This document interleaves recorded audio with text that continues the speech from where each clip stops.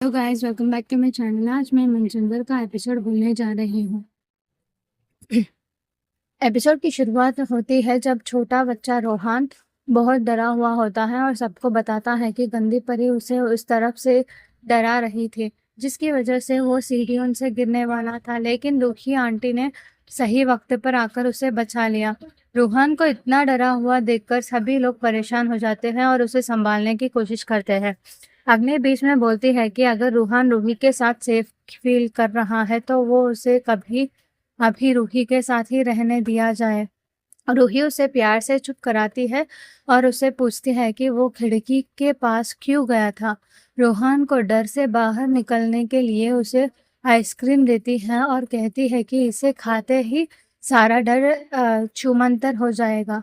रोहान अपनी पसंद की आइसक्रीम देखकर खुश हो जाता है। वहीं अकेले में एक औरत गुस्से में सोचती है कि उसने प्लान बनाया था कि वो रोहान को सीढ़ियों से गिरा देगी ताकि सारा दोष उस गंदी यानी रूही पर आ जाए। पर आखिरी वक्त पर रूही ने आकर रोहान को बचा लिया है और उसका सारा प्लान चौपट हो गया है।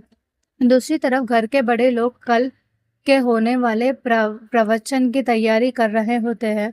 उन्हें पता चलता है कि कल के बड़े इवेंट के लिए पूरे 5 लाख रुपया मिलने वाला है।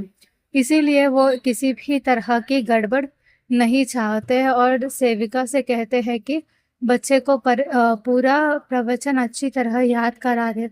रूहान अभी भी डर के मारे भगवान से प्रार्थना करता है कि उसे गंदी परी को उससे हमेशा दूर रखें, क्योंकि उसने ही उसे डराया था। घर के अंदर रूहान और नाहर को सोते हुए बहुत प्यारे से दिख रहे होते हैं। रूही मजाक में नाहर से कहती है कि उसे लगता है अब नाहर को अपने ही बच्चे से जलन हो रही है, क्योंकि सारा प्यार बच्चे पर बरस रहा है। रूही बच्चे की तारीफ करते हुए कहती है कि ये बिल्कुल नाहर पर गया है।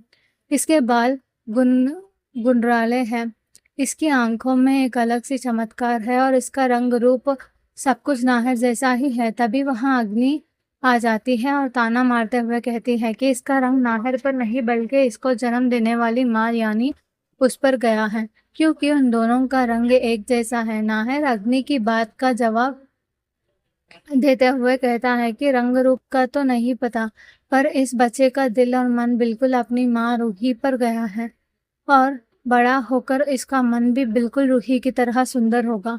अग्नि चाहती है कि कल सुबह एक बड़ा इवेंट है जिसके वो उसे अपना साथ ले जाने लगी, लेकिन बच्चा डर जाता है और नाहर रूही के पास दुबक जाता है। रूही उसे रोकती है और कहती है कि बच्चा अभी चैन से सो रहा है और उसे उनकी ज़रूरत है, इसीलिए वो नींद ना तोड़ी जाए और उसे वहीं रहने दीजिए। अग्नि थोड़ी चिढ़कर कहती है कि उसे रहने दो, पर रात में जब उसकी नींद खुलेगी तो वो खुद अपनी माँ के पास चले आएगा। अग्नि वहां से चली जाती है। अगली सुबह घर की एक बड़ी औरत बच्चे को ढूंढ रही होती है और सेविका से पूछती है कि बच्चा कहाँ है और उसे प्रवचन याद कराया या नहीं।